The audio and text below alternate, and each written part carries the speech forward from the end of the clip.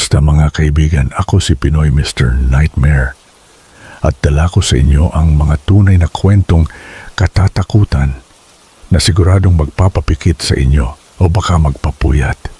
Pero bago natin simulan, sabihin nyo nga sa comments, saan kayo nanonood ngayon at anong oras na diyan?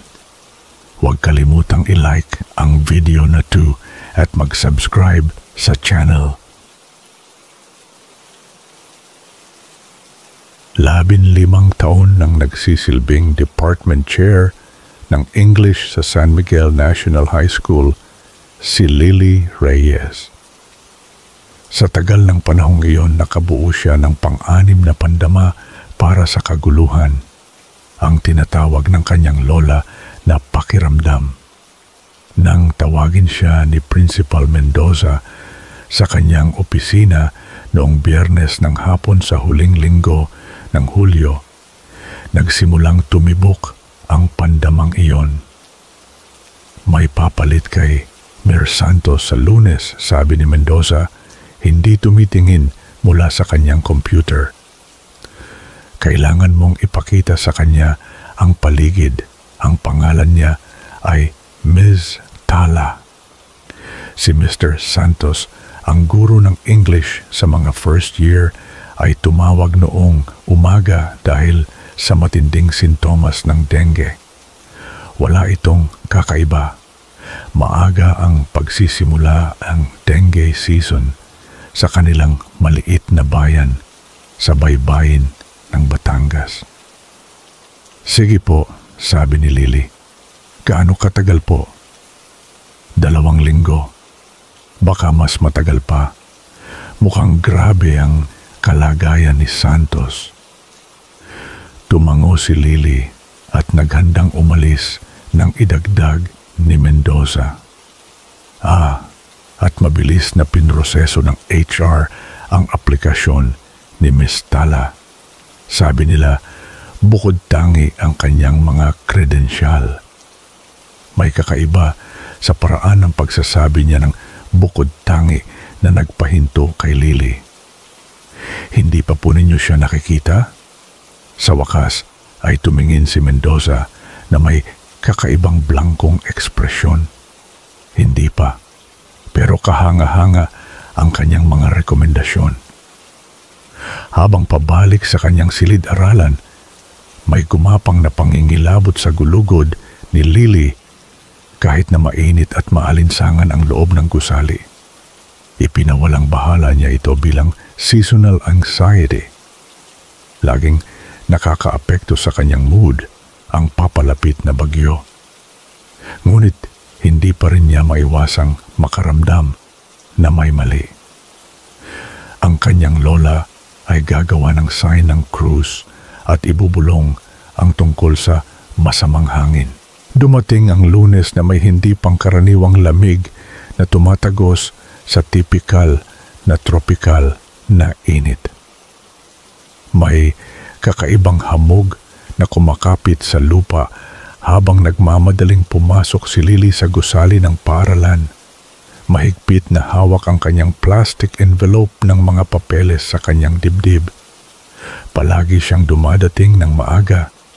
Tinatamasa ang tahimik na oras bago punan ng mga estudyante ang mga pasilyo ng ingay at enerhiya. Pero ngayon, naiiba ang katahimikan. Mas mabigat. Para bang humihinga ng malalim ang gusali mismo. Lumiko si Lily patungo sa English department at bigla siyang tumigil. Nakabukas ang pinto sa silid ni Mr. Santos. May liwanag na lumalabas sa pasilyo. May isang tao na sa loob. Dahan-dahan siyang lumapit, sumilip sa pinto. Isang matangkad at payat na babae ang nakatayo na nakatalikod sa pinto. Nagsusulat sa whiteboard ng magandang sulat kamay. Ang kanyang mga galaw ay malambot, halos naka-hypnotize. Hindi tumitigil ang kanyang kamay habang lumalabas ang sunod-sunod na linya ng teksto. Ms. Tala, tawag ni Lily. Lumingon ang babae at namatay ang bati ni Lily sa kanyang lalamunan. Si Miss Tala ay nakakabighani. Hindi siya konbensyal na maganda, ngunit nakakaakit sa paraang mahirap na ilayo ang tingin. Ang kanyang mga hugis ay matangos, may matataas na pisngi at matalas na panga. Ang kanyang balat ay napakatingkad na halos magiging transparent na, hindi karaniwan sa mga Pilipino, at ang kanyang mga mata ay malalim, tumatagos na berdeng kulay. Ang kanyang itim na buhok ay nakatali sa isang mahigpit na bun na nagbibigay diin sa intensidad ng kanyang titig. Mrs. Reyes, sabi ni Miss Tala, ang kanyang boses ay melodic ngunit parang walang laman. Ang ikinagagalak kong makilala kayo. Pinilit ni Lily ng ngumiti. Nagulat ako na nandito ka ng maaga. Dapat ay sasalubungin kita sa main office para ipakita sa iyo ang paligid. Pinayagan ako ni Principal Mendoza na pumasok kahapon ng hapon. Gusto kong maging handa. Iminuwestra ni Miss Tala ang silid-aralan na napansin ni Lily na bahagyang nabago. Ang mga karaniwang motivational poster ay tinanggal na. Sa halip, may mga nakasabit na sinaunang baybayin script at anatomical drawings ng mga tutubi at paro-paro. Ang mga fluorescent light ay pinahina kahit paano at ang silid ay bahagyang naiilawan ng mga mukhang lumang gasolina lamp na sigurado si Lily na wala doon dati. Sana hindi mo alintana ang mga pagbabago, sabi ni Miss Tala. Naniniwala ako na malaki ang epekto ng kapaligiran sa pag-aaral. Kakaiba, nagawa ni Lily na sabihin. Pero karaniwan ay sinusunod ng mga kapalit ang mga lesson plan ng regular na guro. Ang ngiti ni Miss Tala ay hindi umabot sa kanyang mga mata. Hindi sapat ang mga plano ni Mr. Santos. Mas makikinabang ang mga estudyante sa aking kurikulum. Bago pa makasagot si Lily, tumunog ang unang bell, hudyat, na malapit nang dumating ang mga estudyante. Dapat ay maghanda na ako para sa aking unang klase, sabi ni Miss Tala. Salamat sa pagtanggap, Mrs. Reyes. Siguradong mag-uusap tayo muli sa lalong madaling panahon. Magalang ngunit matatag ang pagtatapos. Natagpuan ni Lily ang sarili na lumabas ng silid-aralan, hindi makapagsalita tungkol sa kanyang pagkabahala. Habang bumabalik siya sa kanyang sariling silid, sinubukan niyang gawing makatwiran ang kanyang kawalang ginhawa. Kadalasan ang mga bagong papalit ay sinusubukang ipakita ang kanilang kasarinlan. At dahil sa stress ng papalapit na quarterly exams, malamang ay OA lang siya. Pero sa buong umaga ng kanyang mga klase, hindi maiwasan ni Lily na mag-isip tungkol kay Miss Tala. Sa kanyang planning period, nagpasya siyang tingnan ang kapalit. Sinasabi sa sarili na bahagi ito ng kanyang tungkulin bilang department head. Habang papalapit siya sa silid ni Mr. Santos, hininto niya ang kanyang hakbang. Ang pasilyo ay kakaibang tahimik kahit na may klase. Walang kaluskos ng mga papel, walang mga bulong, walang ingay ng mga upuan. Katahimikan lamang, sumilip si Lily sa maliit na bintana sa pinto at natigilan. Ang mga estudyante ay nakaupo ng tahimik. Nakapirmi ang mga mata kay Miss Tala na nakatayo sa harap ng silid na nagsasalita sa mababang, ritmikal na tono. Hindi marinig ni Lily ang mga salita, ngunit nakikita niya ang epekto. 30 teenager na mag-aaral, na karaniwang malikot at nawawala ang atensyon ay nakaupo ng walang galaw na parang na-hypnotize. Mas nakakabahala pa ang nilalaman ng whiteboard. Wala na ang vocabulary lists at grammar exercises ni Mr. Santos. Sa halip, komplikadong mga simbolo at diagram ang bumabalot sa ibabaw na nagpapaalala ng sinaunang baybayin script na may halong mukhang mga simbolo ng kulam na dating binabalaan ng kanyang lola. Ang isang estudyante malapit sa pinto, si Emma Aguilar, isang matalinong batang babae na may tipikal na masayang disposisyon, ay dahan-dahang ibinaling ang kanyang ulo patungo sa bintana. Nagtagpo ang kanilang mga mata at ang blanko, walang laman na titig ay nagpadaan ng lamig sa buong katawan ni Lily. Ang normal na rosas na kulay ng balat ni Emma ay namutla at may manipis na linya ng madilim na likado. Dugo ba iyon na tumutulo mula sa kanyang ilong? Binuksan ni Lily ang pinto. "Excuse me," sabi niya ng mabilis. Nawasak ang mahiwagang kapaligiran. Ang mga estudyante ay kumurap at gumalaw sa kanilang mga upuan. Lumingon si Miss Tala. Ang kanyang ekspresyon ay panandaling matalas bago naging pulidong pagtatanong. "Mrs. Reyes, may kailangan po ba kayo?" Tumingin si Lily sa whiteboard, ngunit sa kanyang pagkalito, ito ngayon ay nagpapakita ng normal na aralin sa Filipino at English literature. Inisip ba niya ang mga kakaibang simbolo? "Gusto ko lang tingnan kung kumusta ang unang araw mo," pautal na sabi ni Lily. "Napakaganda," sagot ni Miss Tala.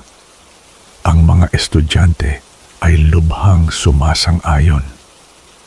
Pinunasan ni Emma ang kanyang ilong gamit ang likod ng kanyang kamay na nag-iwan ng madilim na marka na mukhang karaniwang tinta. Kumurap siya kay Lily nang may pagkalito. "Emma, okay ka lang ba?" tanong ni Lily. "Opo, Mrs. Reyes," sagot ni Emma. Ang kanyang boses ay walang emosyon. Napaka-interesante ng aralin ni Miss Tala. Tumango ang ibang mga estudyante ng sabay-sabay, isang aksyon na lubhang sinkronisado na parang ensayado. "Sige, huwag na kitang abalahin," sabi ni Lily, umaatras palabas ng silid. "Ituloy ninyo lang." Habang isinasara ang pinto, nakakuha siya ng sulyap sa ngiti ni Miss Tala. Isang malamig, mapagkalkula na ekspresyon na parang nagsasabi, "Alam ko kung ano ang nakita mo at alam kong hindi ka paniniwalaan." Pagdating ng Biyernes, nakumbinsi na si Lily na may malalang problema. 5 estudyante na ang pinauwi dahil sa misteryosong pagdurugo ng ilong. Bumaba ang bilang ng mga dumadalo sa mga klase ni Mr. Santos. May mga magulang na tumatawag para ibalita na ang kanilang mga anak ay nagkaroon ng mataas na lagnat at matinding pagod, mga sintomas na inilapat ng school nurse sa dengue fever. Mas nakakabahala ang mga pagbabago sa pag-uugali ng mga estudyanteng patuloy na dumadalo. Ang mga karaniwang madaldal na teenagers ay lumalakad sa mga pasilyo ng tahimik, nakayuko ang mga mata. Sa mga klase ni Lily, ang mga estudyante na may klase kay Miss Tala sa mas maagang oras ay tila walang sigla at nawawalan ng atensyon. Nagugulat sa biglaang ingay at tumatangging makibahagi sa mga talakayan. Sinubukan ni Lily na kausapin si Principal Mendoza, ngunit pinawalang halaga niya ang mga alalahanin. Si Miss Tala ay napakahusay na guro, sabi niya. Ang kanyang boses ay walang emosyon at ang kanyang mga mata ay hindi nakatuon. Pabuti na ang mga test scores sa kanyang mga klase. Nang sinubukan ni Lily na ituro na walang mga pagsusulit na ibinigay, inulit lamang ni Mendoza, si Miss Tala ay napakahusay na guro at bumalik sa kanyang computer. Noong hapon na iyon, nagmamarka ng mga papel si Lily nang lumitaw si Emma Aguilar sa kanyang pintuan. Mukhang napakasama ng kalagayan ng bata. Ang kanyang balat ay kulay abo, may maitim na bilog sa ilalim ng kanyang mga mata at pumayat siya sa loob lamang ng ilang araw. Mrs. Reyes, bulong ni Emma, patuloy na tumingin sa likuran. Kailangan kong makipag-usap sa inyo about Miss Tala. Pinapasok siya ni Lily at isinara ang pinto. Anong problema, Emma? Siya ay may ginagawa siya sa amin. Nanginginig ang boses ni Emma. Sa klase pinapalitaw niya sa amin ang mga fraseng ito paulit-ulit. Parang mga lumang gayuma o dasal. Hindi nila magkakaintindihan. Pero kapag sinasabi namin sila, pakiramdam ko ay parang may hinihila sa akin. Kumunot ang noo ni Lily. Anong uri ng mga parirala? Hindi ko matandaan ng eksakto. Iyon ang kakaiba. Sa klase, lahat ay malinaw. Pero pagkatapos, lahat ay malabo. Pero nahanap ko ito. Inilabas ni Emma sa kanyang bulsa ang isang kulubot na piraso ng papel. Dito ay may isang matikas na guhit ng isang simbolo na nakilala ni Lily mula sa whiteboard na kanyang nasulyapan noong nakaraang linggo. Iginuguhit niya ang mga ito sa lahat ng dako, pagpapatuloy ni Emma. At kapag tinitignan namin sila habang binibigkas ang mga parirala, nagsisimulang dumugo ang aking ilong. At mayroon akong mga panaginip, nanginig siya. Mga panaginip kung saan nakatayo si Miss Tala sa ibabaw ng aking kama, bumubulong ng parehong mga salita. At pakiramdam ko'y parang bumabalikwas ang aking katawan. Pinag-aralan ni Lily ang simbolo. Ipinaalala nito sa kanya ang isang bagay na ipinakita ng kanyang lola noon, mga sinaunang pananggalang laban sa aswang at mangkukulam. Pero binaliktad ito, parang pinilit. May nabanggit ba sa iyo na nakakaramdam din ng ganyan? Tumango si Emma. Si Tyler at Mia nararamdaman din nila. Pero karamihan sa iba, lumalayo na sila. Sinasamba na nila siya ngayon. Lumalayo. Ano ang ibig mong sabihin? Hindi na sila ang dating sila. Para silang walang lamang balat. Panoorin mo sila sa tanghalian. Hindi sila kumakain. Nakaupo lang sila roon, bumubulong sa isa't isa sa wika na hindi ko maintindihan. Parang Latin pero hindi rin. Isang katok sa pinto ang nagpagulat sa kanila. Si Miss Tala ay nakatayo sa pintuan, kumikislap ang kanyang berdeng mata. Emma, hinahanap ka ng nanay mo sa main office. Sabi niya ng malambot. Nawala ng kulay ang mukha ni Emma. Nasa Maynila ang nanay ko hanggang linggo. Lumawak ang ngiti ni Miss Tala. Kung ganoon ay mas mabuti pang magmadali ka, mukhang nag-aalala siya. Tumingin si Emma kay Lily. Halata ang takot sa kanyang mga mata. Sasamahan kita, sabi ni Lily nang matatag, kinukuha ang kanyang mga gamit. Hindi na kailangan iyon. Sagot ni Miss Tala. Ako ang sasama kay Emma. Ako ang sasama, sabi ni Lily, lumalakad patungo sa nanginginig na estudyante. Sa isang saglit, nawala ang mahinahong panlabas ni Miss Tala at may isang sinaunang kasamaan ang kumislap sa kanyang mga mata. Pagkatapos ay nawala ito, pinalitan ng malamig na profesionalismo. Kung iyon ang nais mo. Naglakad ang tatlo sa tensyon ng katahimikan patungo sa tanggapan. Habang lumilikong sila sa main hallway, biglang tumunog ang intercom.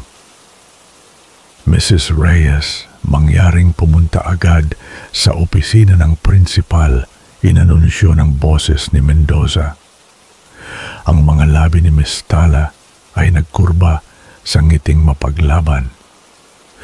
Mukhang kailangan ka sa ibang lugar, Mrs. Reyes. Ako na ang bahala kay Emma. Nag-atubili si Lily, naipit sa pagitan ng pagtugon sa tawag at pagprotekta sa kanyang estudyante. Sige na po, Mrs. Reyes, sabi ni Emma. Biglang kumalma ang kanyang boses. Walang laman ang kanyang mga mata.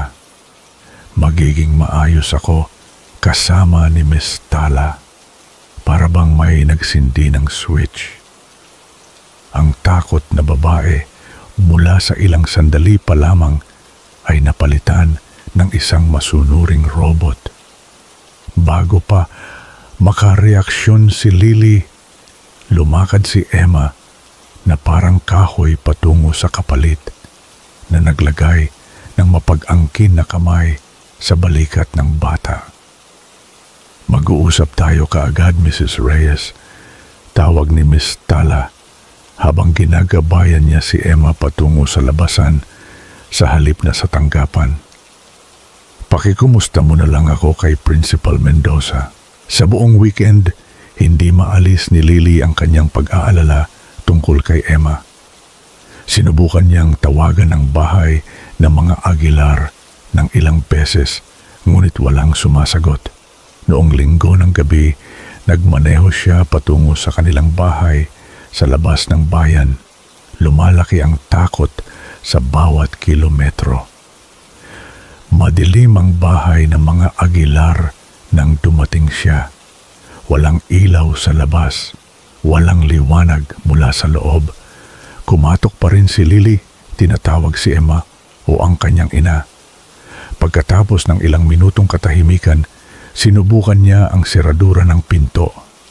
Sa kanyang gulat, madaling bumukas ito.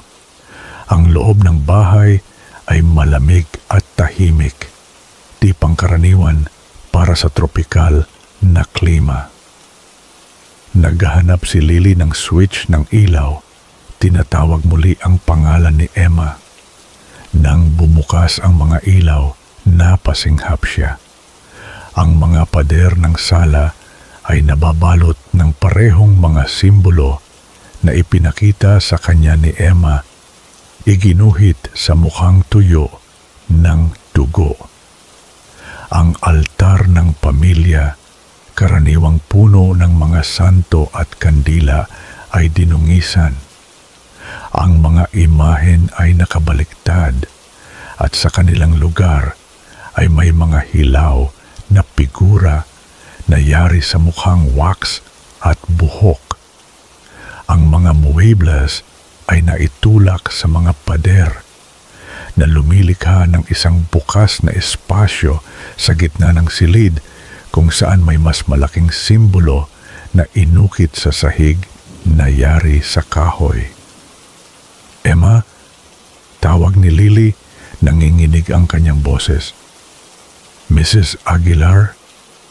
Isang mahinang ingay mula sa itaas ang nagpatigil sa kanya. Narinig niya ulit. Isang ritmikal na pagbabangga parang may hinihila sa sahig. Sinasabi ng sentido komun kay Lily na umalis na, tumawag ng pulis. Ngunit ang pag-aalala para sa kanyang estudyante ang nagtulak sa kanya patungo sa hagdanan. Patuloy ang pagbabangga habang umaakyat siya. Malakas ang tibok ng kanyang puso. Madilim ang pasilyo sa itaas, ngunit may liwanag na lumalabas sa ilalim ng pinto sa dulo. Habang lumalapit si Lily, narinig niya ang mababang, melodical na bulong. Ang parehong kadensya na narinig niya sa silid ni Miss Tala. Pinuksan niya ang pinto at nakita ang silid ni Emma na nabago. Tulad ng sala, ang mga simbolo ay bumabalot sa mga pader. Si Emma ay nakahiga sa kanyang kama, bukas ang mga mata, ngunit walang nakikita. Gumagalaw ang kanyang mga labi na kasabay ni Miss Tala na nakatayo sa paanan ng kama na nagbabasa mula sa isang sinaunang libro. Isang madilim na substansya, siguradong dugo sa pagkakataong ito, ay tumutulo mula sa ilong, tainga at mga mata ni Emma na mamantsa ang puting kumot.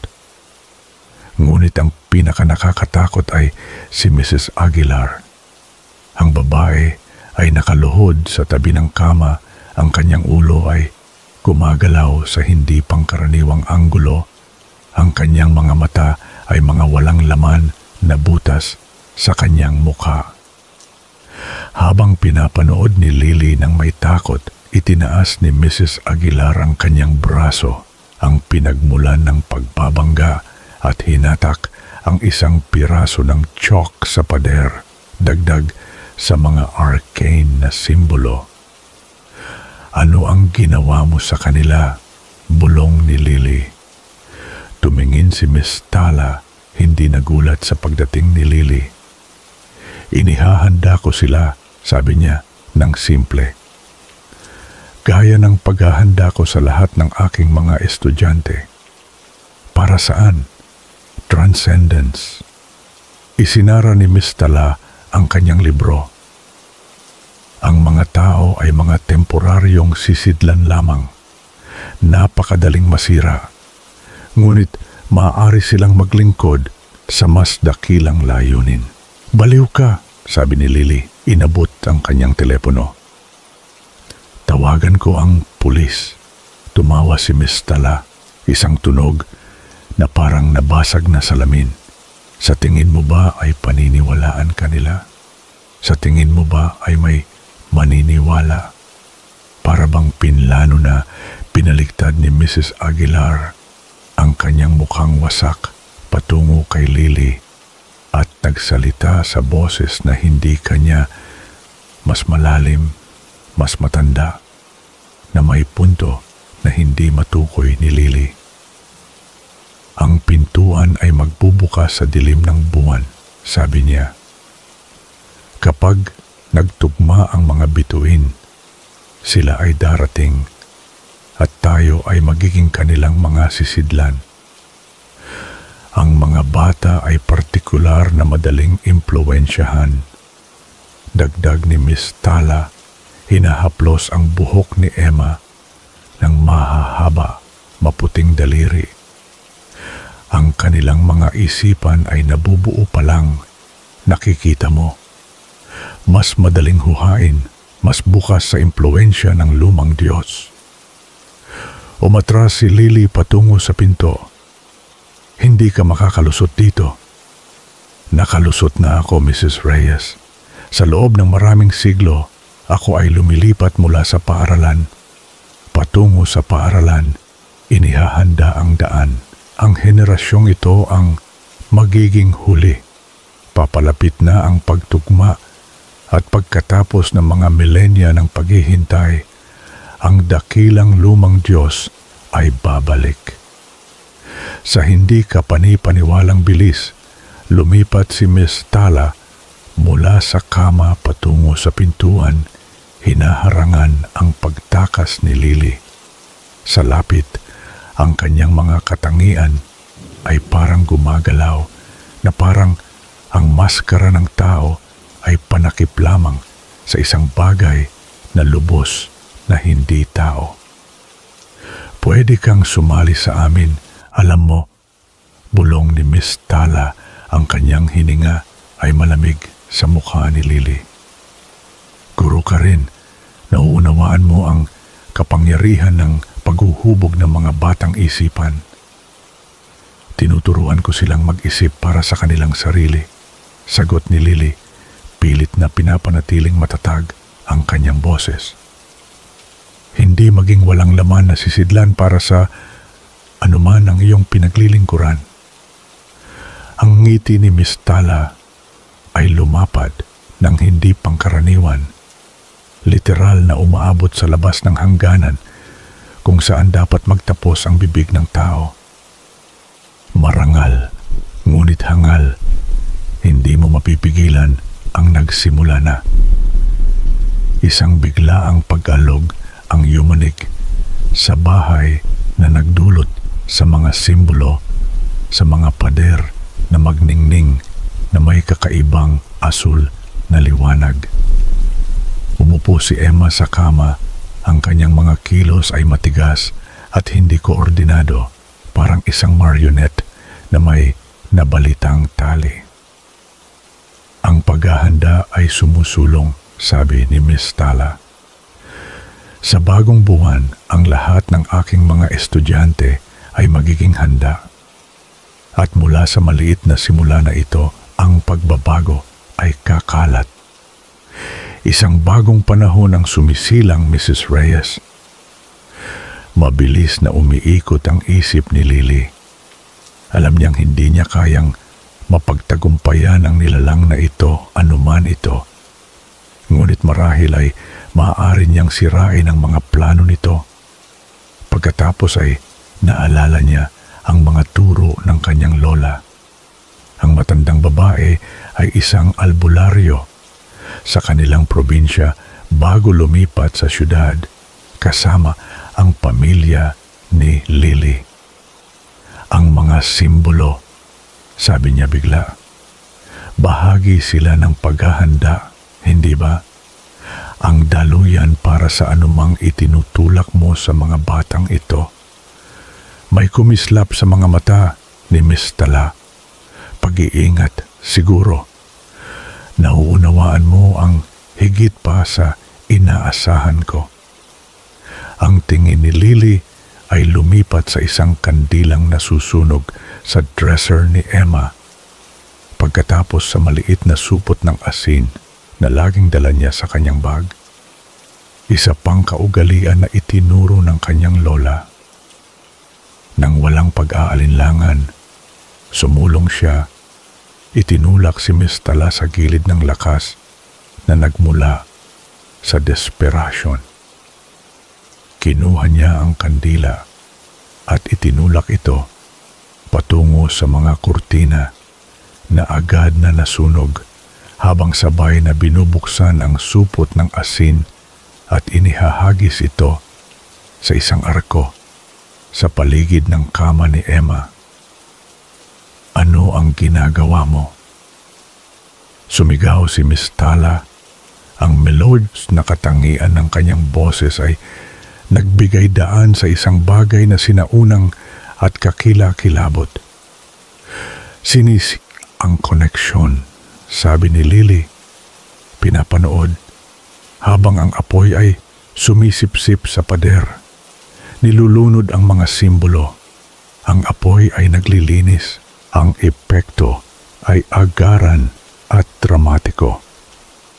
Habang nasusunog ang mga simbolo at nakumpleto ang linya ng asin, bumuntong hininga si Emma at bumagsak sa kama. Si Mrs. Aguilar ay bumagsak sa sahig. Huminto ang kanyang paggalaw na parang puppet. Umungol si Miss Tala. Isang tunog na walang lalamunang tao ang makakaproduce at sumulong patungo kay Lily. Ngunit habang nasusunog ang mas maraming simbolo, tila humihina ang nilalang. Ang mga kilos nito ay nagiging mabagal. Mabilis na kumalat ang apoy. masyadong mabilis para sa normal na apoy. Tumakbo ito sa mga pader, sinusundan ang mga pattern ng simbolo, nilulunod ang mga ito na may hindi pangkaraniwan na gutom. Napuno ng usok ang silid, ngunit kakaiba, natagpuan ni Lily na nakakahinga pa rin siya. Hindi mo masisira ang walang hanggan. Umiingit si Miss Tala, ang kanyang disguise ay natutunaw na nagpapakita ng isang bagay na sinaunang at kakilakilabot sa ilalim. Isang gumagalaw na masa ng mga anino at anggulo na nakakasakit sa mata ni Lily. Makakahanap ako ng ibang paaralan, ibang klase. Ang dakilang lumang Diyos ay hindi matatanggihan. Umubo si Lily habang lumalagkit ang usok. Siguro, pero hindi dito. Hindi ang mga batang ito. Sa isang huling, hindi makatao na sigaw, ang nilalang na tinawag ang sarili na Miss Tala ay nalusaw sa usok at nag-iwan lamang ng mahina, mabulok na amoy ng asupre. Tumakbo si Lily kay Emma na nagsisimulang gumalaw. Emma, kailangan nating umalis dito. Nagmulat ng mata ang bata, malinaw at may kamalayan sa unang pagkakataon sa loob ng ilang araw. Mrs. Reyes, anong nangyayari? Ang apoy. Tulungan mo ako sa iyong nanay. Utos ni Lily, gumagalaw na para buhatin ang walang malay na babae. Magkasama, hinila nila si Mrs. Aguilar mula sa silid na nasusunog pababa sa hagdanan. Sa labas, bumagsak sila sa damuhan habang ang mga kapitbahay na naalerto ng usok ay lumabas mula sa kanilang mga tahanan. May mga sirena na tumatangis sa malayo. Ano ba ang nangyari doon? Tanong ni Emma. Mahina ang kanyang boses, ngunit malinaw ang kanyang mga mata.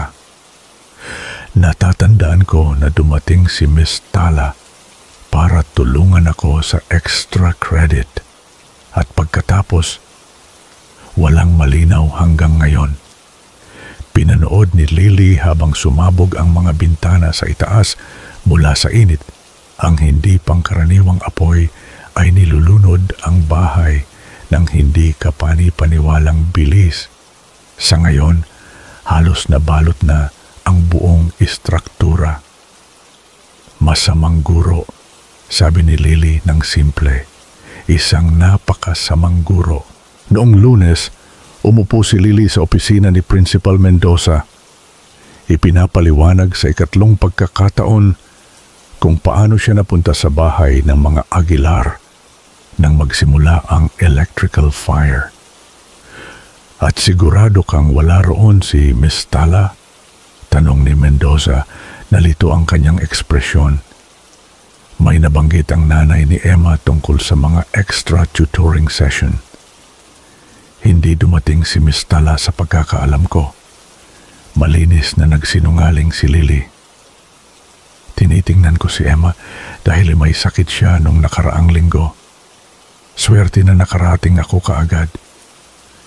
Dahan-dahang tumango si Mendoza. Mukhang kailangan natin ng bagong kapalit. Tumawag si Miss Tala kaninang umaga para mag-video. Epektibo agad-agad. Family emergency daw.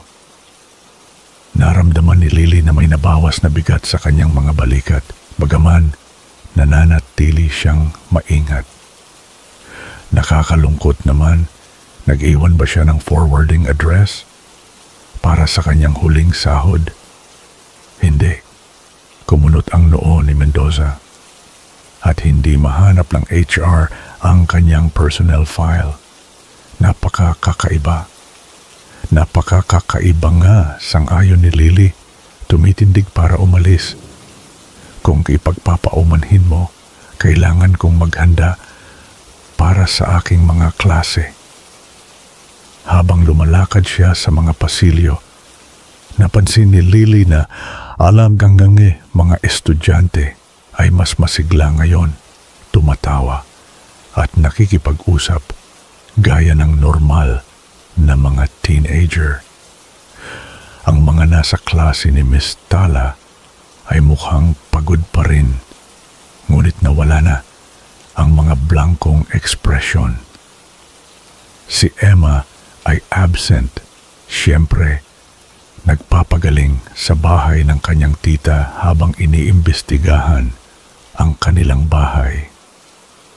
Ang opisyal na ulat ay malamang na sisisihin ang depektibong wiring para sa sunog. Sino ba ang maniniwala sa katotohanan? Sa kanyang silid-aralan, natagpuan ni Lily ang isang pirasong papel sa kanyang mesa. Dito ay isa sa mga simbolo na nakita niya sa silid ni Emma, iginuhit sa tintang itim. Sa ibaba nito, sa magandang sulat kamay na agad niyang nakilala, may mensahe. Hanggang sa muli tayong magkita, Mrs. Reyes. Palaging may mas maraming silid-aralan, mas maraming batang isipan. At sa kalaunan ay magtutugma ang mga bituin. Ginusot ni Lily ang papel at inihulog ito sa metal na basurahan sa tabi ng kanyang mesa. Pagkatapos sa mga kamay na bahagyang nanginginig, nagsindi siya ng posporo at pinanood habang nasusunog ang simbolo hanggang maging abo. Sa labas ng bintana ng kanyang silid-aralan, isang substitute teacher ang tumatawid sa parking lot patungo sa elementary school sa kabilang kanto. Ang kanyang lakad ay maganda, ang kanyang postura ay perpekto. Tumigil ang babae na parang nakaramdam ng tingin ni Lily at tumingala.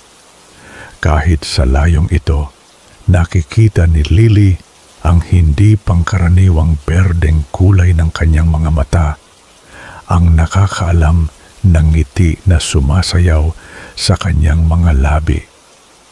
Pagkatapos ay nagpatuloy ang bagong kapalit sa kanyang daan. Nawala sa mga double doors ng elementary school nang tumunog ang bell ng umaga. Inabot ni Lily ang kanyang telepono. Ang kanyang mga kamay ay mas nanginginig ngayon. Nag-scroll siya sa isang contact na hindi pa niya natatawagan sa loob ng maraming taon. Ang kapatid ng kanyang lola, isang matandang albularyo na nagpapatuloy pa rin ng mga sinaunang paraan sa isang maliit na nayon sa Samar. Magpapatuloy ang siklo, ngunit sa pagkakataong ito, hindi niya haharapin ito ng nag-iisa. Kumusta mga kaibigan? Ako si Pinoy Mr. Nightmare at dala ko sa inyo ang mga tunay na kwentong katatakutan na siguradong magpapapikit sa inyo o baka magpapuyat. Pero bago natin simulan, sabihin nyo nga sa comments, saan kayo nanonood ngayon at anong oras na diyan? Huwag kalimutang i-like ang video na to at mag-subscribe sa channel. Ang dilim ay isang kumot na bumabalot sa probinsya ng San Roque. Isang kumot na hindi lang nagtatago ng liwanag kundi pati na rin ng mga lihim at kinatatakutan. Sa isang sulok ng bayan, sa tapat ng lumang tindahan ni Aling Nena, nakaparada ang jeep ni Tito Mang Tonyo. Hindi ito ordinaryong jeep. Ito ay isang matandang nilalang na may sariling kaluluwa, ang biyaheng dilim, tawag ng mga lokal. At si Tito Tonyo, siya ang trooper ng biyaheng dilim, isang lalaking may buhok na singputi ng ulap sa umaga at mga mata na tila nakakita na ng libu-libong gabi. Kilala si Tito Tonyo sa kanyang mga kwento. Sa bawat gabi na nauubos ang kape sa kanyang tasa at nauubos ang sigarilyo sa kanyang labi, may bagong kwento siyang inilalahad. Mga kwento ng mga engkanto sa kakahuyan, mga multo sa lumang simbahan at mga nilalang na nagtatago sa dilim. Ngunit sa lahat ng kwento niya, ang pinakakinatatakutan ay ang mga kwento ng kanyang mga pasahero. Hindi dahil sa mga hold-upper o snatcher, kundi dahil sa mga pasaherong hindi mo makikita sa liwanag ng araw. Alam mo, iho, simula ni Tito Tonyo, isang gabi, habang nakaupo kami sa bangko sa labas ng tindahan, ang ilaw ng gasera ang tanging saksi sa aming pag-uusap. Ang kalsada, parang buhay din yan. May sariling hininga, sariling mga mata, at sa dilim, dun mo makikita ang tunay na mukha nito. Umuulan ng mahina at ang tunog ng patak ng ulan sa bubong ng tindahan ay tila nagpapalalim sa misteryo ng kanyang mga salita. Isang gabi, matagal na yon, mga 10 taon na siguro. Papunta ako sa kabilang bayan, may hinahabol akong biyahe. 12:00 na ng hating gabi at ang kalsada walang katao-tao. Ang tanging kasama ko lang ay ang tunog ng makina ng biyaheng dilim at ang mga kuliglig. Nagpahinga si Tito Tonyo, humigop ng kape at sumindi ng isa pang sigarilyo. Ang usok ay dahan-dahang umakyat sa dilim, tila isang kaluluwang naghahanap ng kapayapaan. Pagdating ko sa kurbada malapit sa lumang puno ng balete, patuloy niya. Nakita ko ang isang babae. Nakatayo lang siya sa gilid ng kalsada, nakasuot ng puting bestida at ang buhok niya mahaba at nakatakip sa kanyang mukha. Walang payong, walang dala. Sa gitna ng malakas na ulan, kinilabutan ako, iho. Sa ganoong oras, sa ganoong lugar, sino ang tatayo doon? Pero siyempre, trooper ako. Hindi ko pwedeng pabayaan. Huminto ako. Binuksan ko ang pinto. Sabi ko, "Ale, sakay na po kayo. Delikado po dito." Hindi sumagot ang babae. Dahan-dahan lang siyang sumakay sa harap, sa tabi ni Tito Tonyo. Hindi man lang siya tumingin. Ang tanging naririnig ni Tito Tonyo ay ang pagtulo ng tubig mula sa kanyang buhok at damit. "Saan po kayo, Ale?" tanong ni Tito Tonyo. Walang sagot. "Ale?" ulit niya.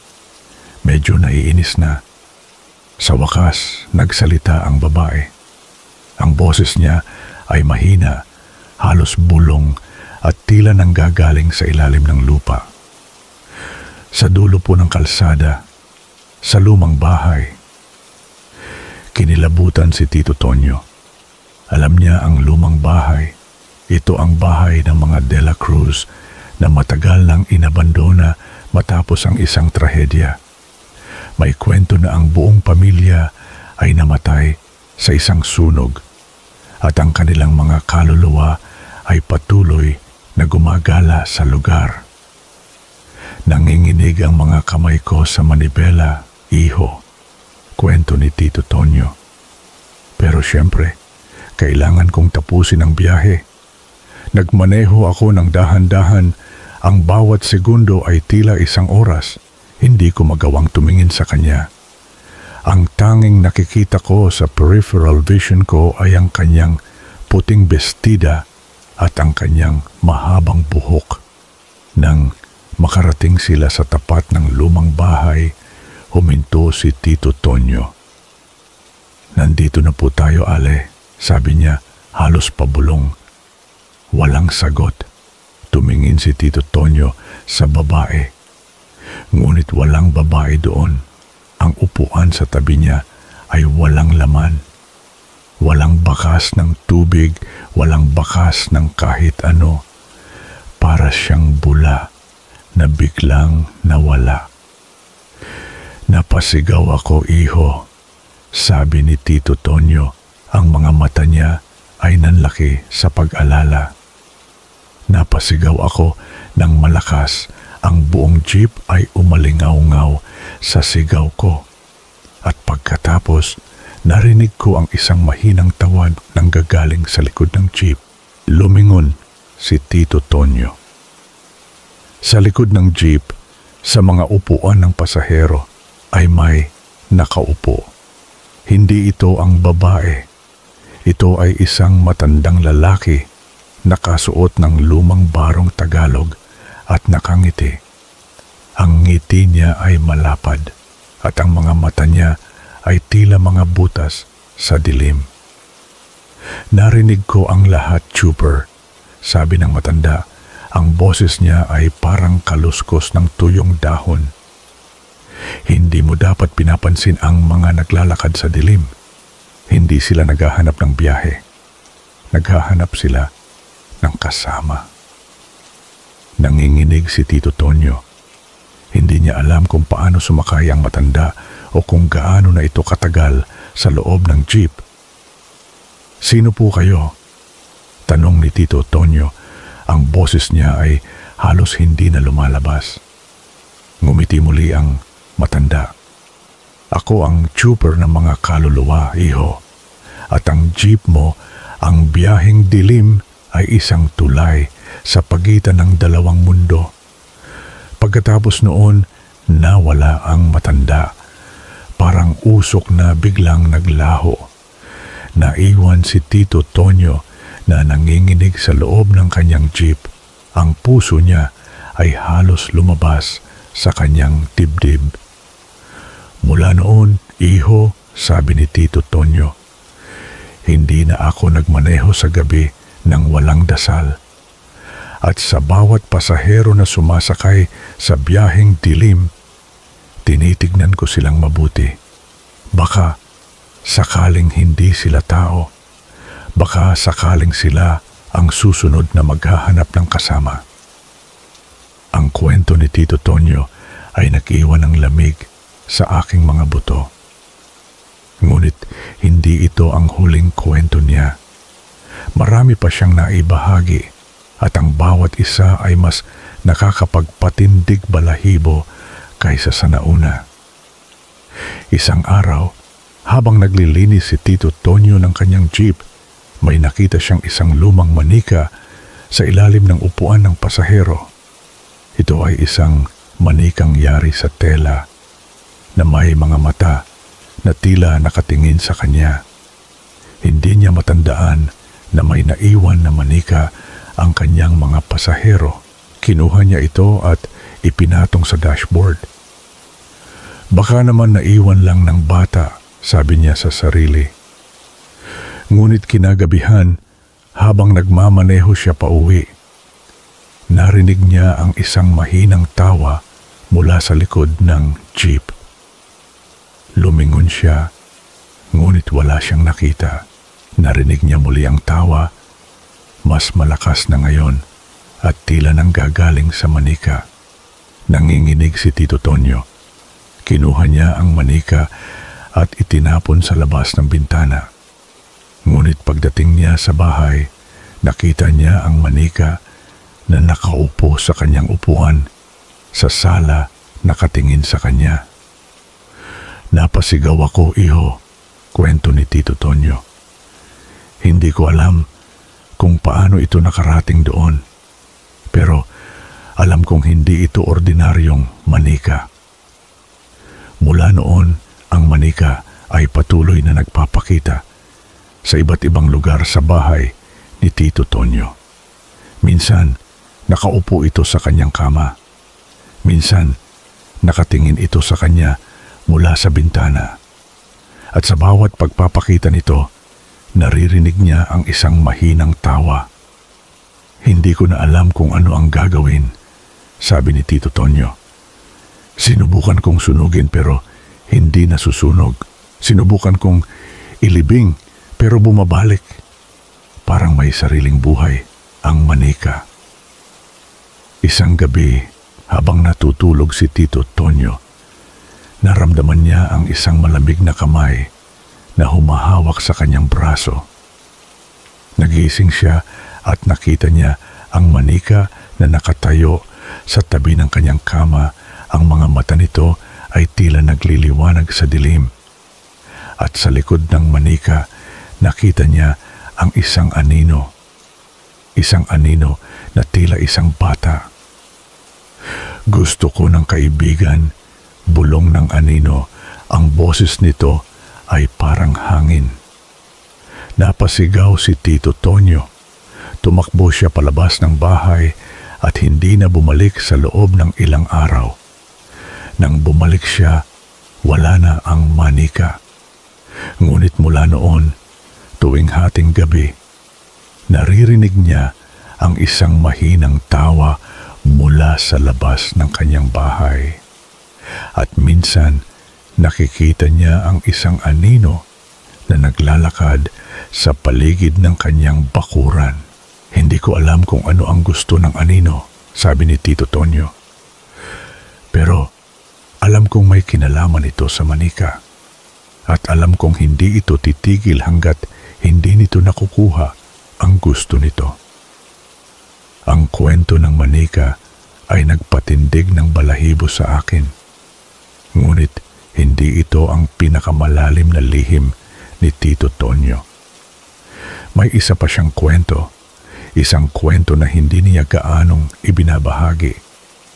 Isang kwento tungkol sa isang customer na nagbago ng kanyang buhay. May isang customer ako noon, simula ni Tito Tonyo. Ang boses niya ay mas mahina kaysa dati. Isang matandang babae, laging nakasuot ng itim at laging may dalang basket na puno ng mga sari-saring halaman. Laging bumibili ng mga gamot sa akin, mga gamot na hindi ko pa nakita sa buong buhay ko. Isang araw, habang nagmamaneho ako, nakita ko siya sa gilid ng kalsada. Nakaupo siya sa lupa at tila umiiyak. Huminto ako at tinanong ko kung anong problema. Sabi niya, nawawala raw ang kanyang apo. Matagal na raw itong nawawala at hindi niya na alam kung saan hahanapin. Nagmakaawa siya sa akin na tulungan siyang hanapin ang kanyang apo. Naawa si Tito Tonyo sa matanda. Alam niya ang pakiramdam ng mawalan ng mahal sa buhay. Kaya pumayag siyang tulungan ang matanda. Nagmaneho sila sa iba't ibang lugar, nagtanong sa mga tao, ngunit wala silang nakitang bakas ng apo ng matanda. Habang nagmamaneho kami, patuloy ni Tito Tonyo, napansin ko ang isang kakaibang bagay. Ang matanda, hindi siya kumukurap, at ang kanyang mga mata, tila mga butas na walang ilaw. Kinilabutan ako, iho, pero hindi ko pinansin. Gusto ko lang tulungan ang matanda. Nang gabing iyon, habang naghahanap sila sa isang liblib na lugar, nakita nila ang isang lumang bahay. Ito ay isang bahay na tila matagal nang inabandona at ang paligid nito ay puno ng mga tuyong dahon at mga gumagapang na halaman. Nandito ang aking apo, sabi ng matanda. Ang boses niya ay tila nagbabago. Pumasok sila sa bahay. Ang loob ng bahay ay madilim at malamig. Ang amoy ng alikabok at lumang kahoy ay bumalot sa kanila. Pagdating nila sa isang silid, nakita ni Tito Tonyo ang isang bata na nakahiga sa sahig. Ito ay isang bata na tila natutulog. "Apo!" sigaw ng matanda. Ngunit nang lumapit ang matanda sa bata, may kakaibang nangyari. Ang matanda, bigla itong nagbago. Ang kanyang balat ay naging kulubot. Ang kanyang buhok ay naging puti. At ang kanyang mga mata ay naging pula. Ang kanyang mga kuko ay humaba at naging matulis. At ang kanyang mga ngipin ay naging matutulis na pangil. Hindi siya ang iyong apo, sigaw ni Tito Tonyo. Ikaw ay isang aswang. Ngumiti ang nilalang, isang ngiti na puno ng kasamaan. Tama ka, Chuper. Ako ay isang aswang. At ang bata na iyan, siya ang aking hapunan. Nanginginig si Tito Tonyo. Tumakbo siya palabas ng bahay. Ang puso niya ay halos lumabas sa kanyang dibdib. Narinig niya ang tawa ng aswang sa likod niya at ang tunog ng pagnguya. Mula noon, iho, sabi ni Tito Tonyo, hindi na ako nagtitiwala sa mga estranghero. At sa bawat customer na sumasakay sa biyaheng dilim, tinitignan ko silang mabuti. Baka sakaling hindi sila tao. Baka sakaling sila ay isang aswang. Ang mga kwento ni Tito Tonyo ay nag-iwan ng malalim na marka sa akin. Hindi ko na tinitignan ang dilim sa parehong paraan. At sa bawat oras na nakikita ko ang jeep ni Tito Tonyo, ang biyaheng dilim, hindi ko maiwasang isipin ang mga nilalang na sumakay dito. Ang mga kaluluwa, ang mga manika, at ang mga aswang. Ang mga kwento ni Tito Tonyo ay hindi lang mga kwento. Ito ay mga babala. Mga babala na ang mundo ay puno ng mga lihim at kinatatakutan. At sa dilim, doon mo makikita ang tunay na mukha nito.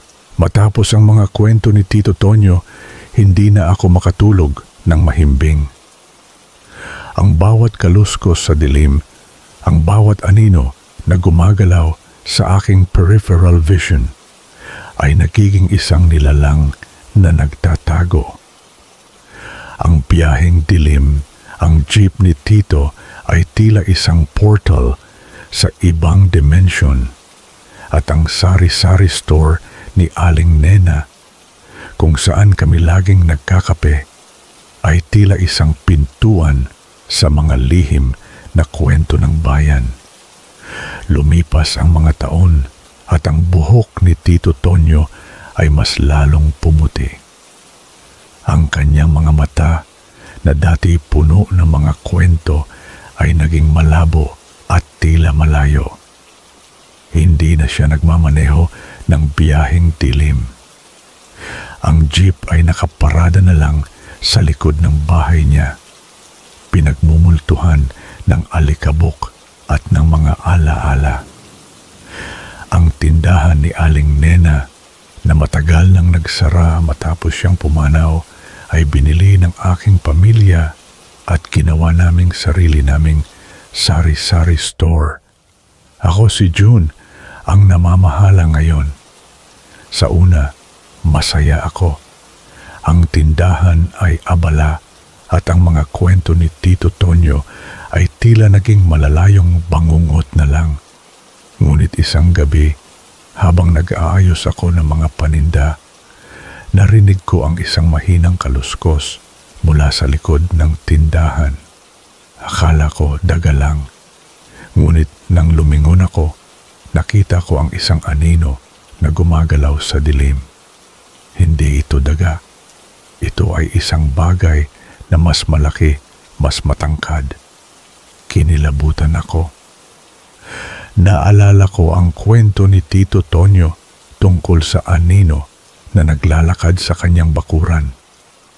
Nanginginig ang mga kamay ko habang kinuha ko ang walis at dahan-dahang lumapit sa anino. Ngunit nang lumapit ako, bigla itong nawala. Parang usok na biglang naglaho. Mula noon, nagsimula akong makaranas ng mga kakaibang bagay sa tindahan. Minsan, habang nag-iisa ako, naririnig ko ang mga bulong mula sa likod ng tindahan. Minsan, nakikita ko ang mga bagay na gumagalaw ng mag-isa.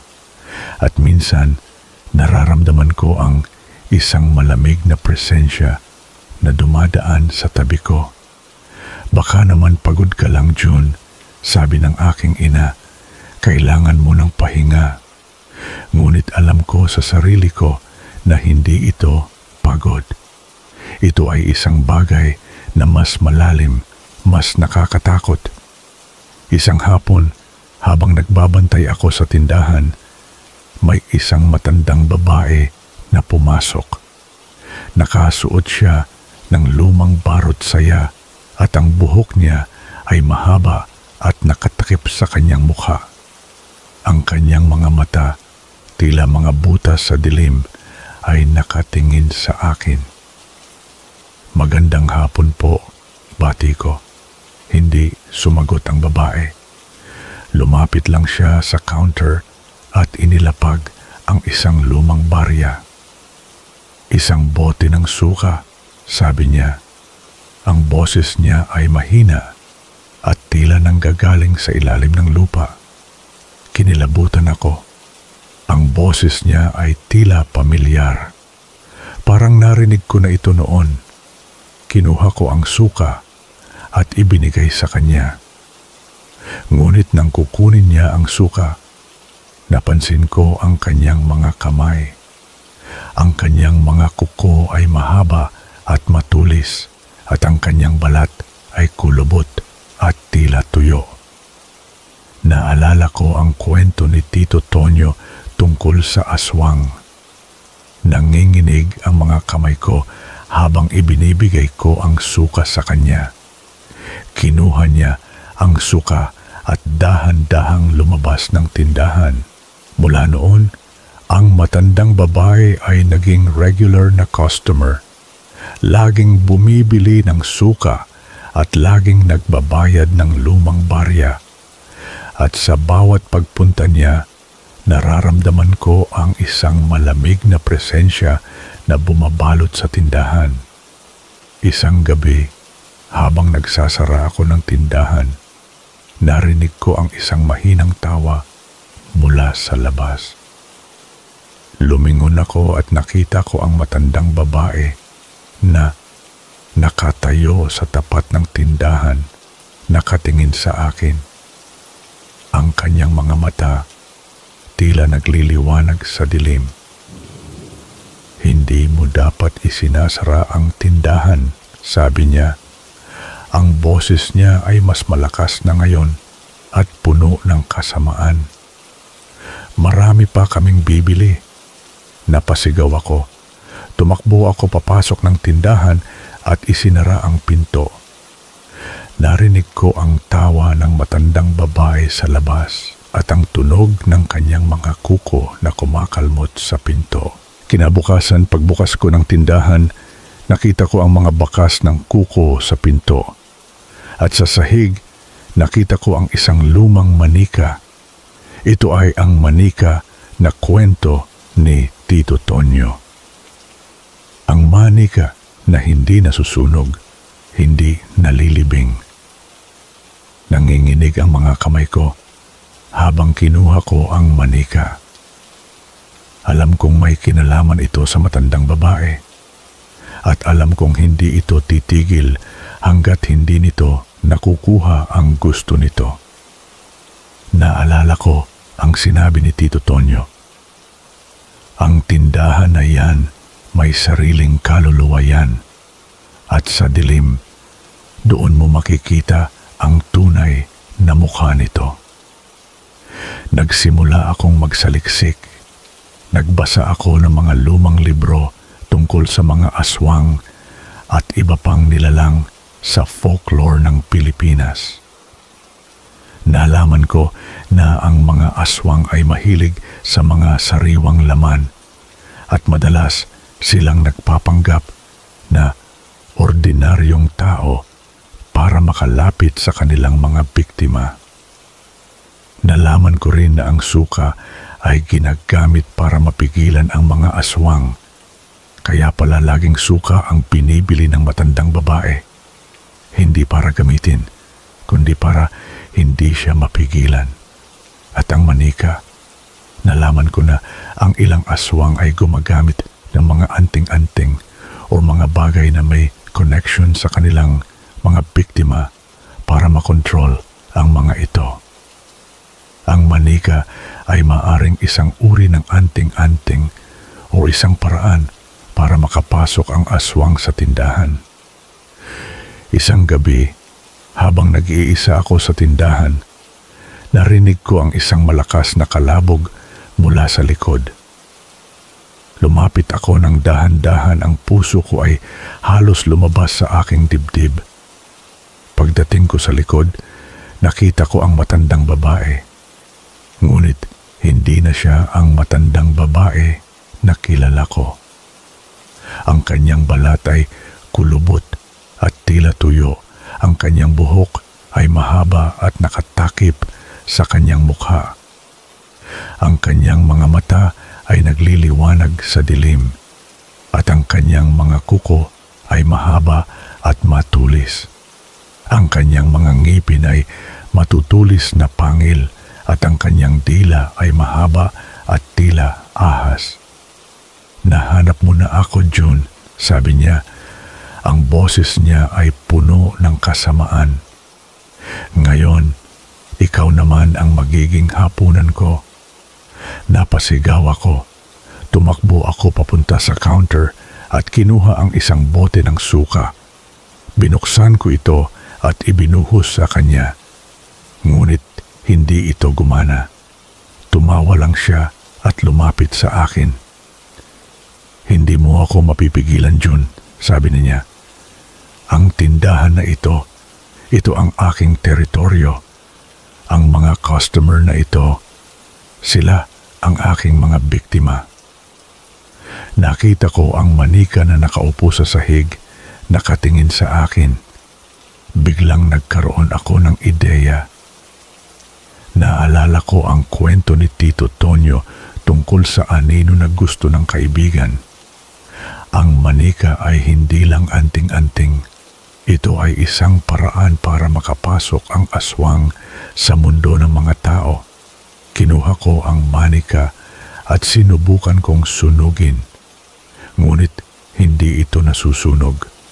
Sinubukan kong ilibing, ngunit bumabalik.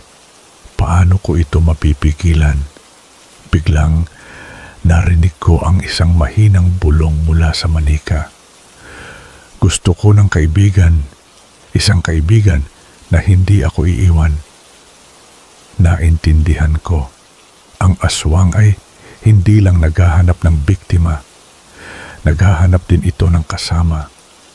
At ang manika ang tulay sa pagitan ng dalawang mundo. Kinuha ko ang manika at tumakbo ako palabas ng tindahan. Narinig ko ang sigaw ng aswang sa likod ko at ang tunog ng kanyang mga kuko na kumakalmot sa lupa. Tumakbo ako papunta sa lumang jeep ni Tito Tonyo, ang biyaheng dilim. Binuksan ko ang pinto ng jeep at pumasok sa loob. Nanginginig ang mga kamay ko habang sinubukan kong paandarin ang makina. Ngunit hindi ito umandar. Narinig ko ang tawa ng aswang sa labas. Lumalapit na siya. "Hindi ka makakatakas, John," sabi niya. "Ang tindahan na ito, ang jeep na ito, lahat ito ay sa akin." Biglang narinig ko ang isang boses. Ito ay ang boses ni Tito Tonyo. "John, ang manika, ibalik mo sa kanya." Lumingon ako at nakita ko si Tito Tonyo na nakatayo sa likod ng jeep, nakatingin sa akin. Ang kanyang mga mata ay nagliliwanag sa dilim. "Bakit, Tito?" tanong ko. "Ang manika, ito ang kanyang kaluluwa," sabi ni Tito Tonyo. "Kapag ibinalik mo sa kanya, mawawala siya." Nanginginig ang mga kamay ko habang kinuha ko ang manika. Lumabas ako ng jeep at lumapit sa aswang. "Ito ang gusto mo, hindi ba?" sabi ko at ibinigay ko sa kanya ang manika. Ngumiti ang aswang, isang ngiti na puno ng kasamaan. Kinuha niya ang manika at bigla itong nagbago. Ang kanyang balat ay naging makinis, ang kanyang buhok ay naging itim at ang kanyang mga mata ay naging normal. Hindi na siya ang aswang. Siya ay isang ordinaryong babae. "Salamat," sabi niya. Ang boses niya ay mahina at tila malayo. Ngayon, malaya na ako. Pagkatapos noon, nawala ang babae. Parang usok na biglang naglaho. Naiwan ako na nakatayo sa labas ng tindahan, nanginginig sa takot. Lumingon ako kay Tito Tonyo, ngunit wala na siya doon. Parang usok na biglang naglaho.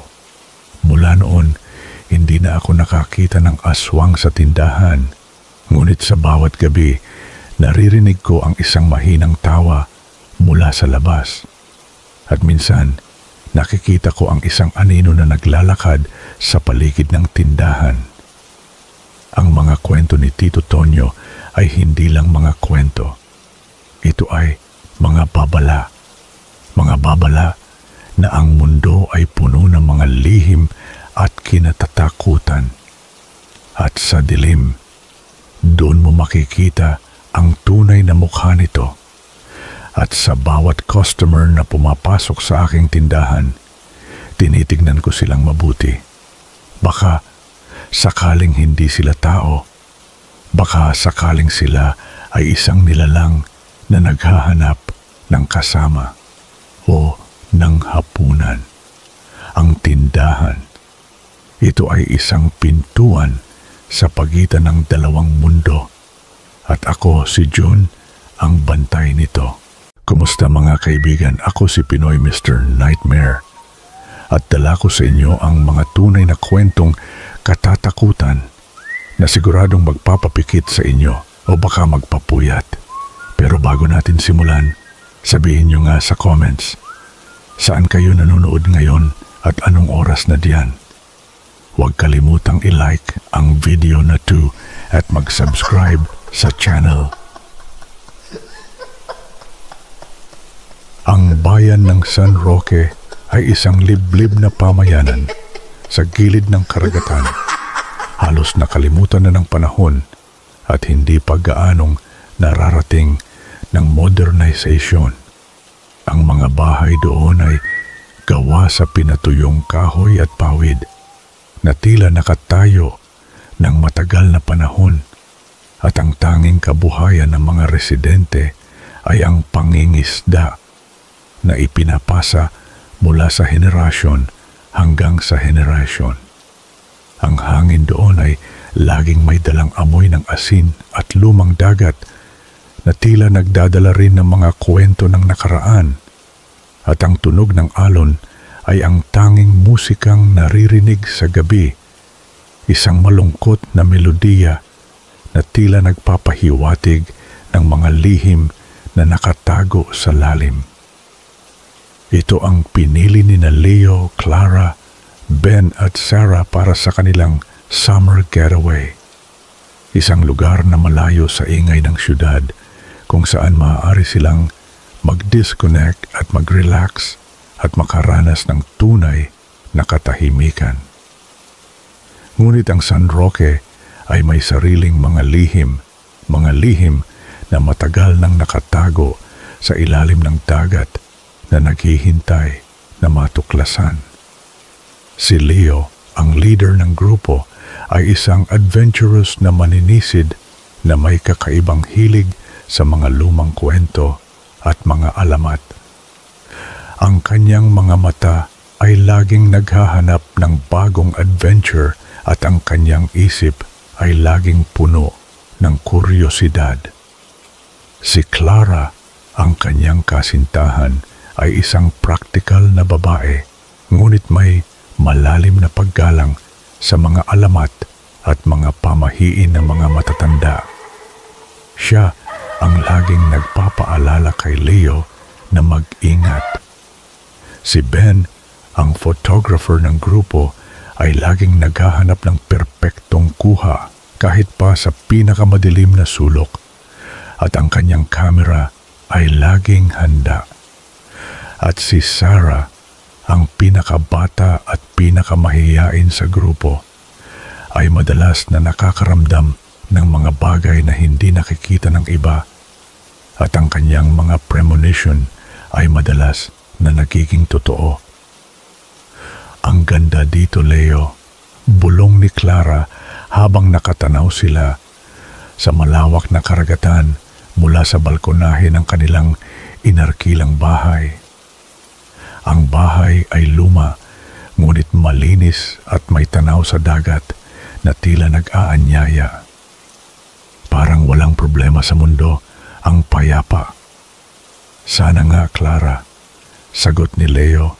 Ang kanyang mga mata ay nakapako sa dagat na tila may hinahanap. Narinig ko ang mga kwento tungkol sa lumubog na barko dito, ang Perlas ng Silangan.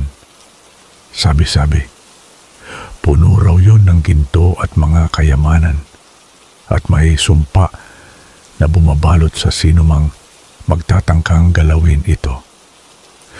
Ang kanyang boses ay puno ng pagkasabik at kuryosidad.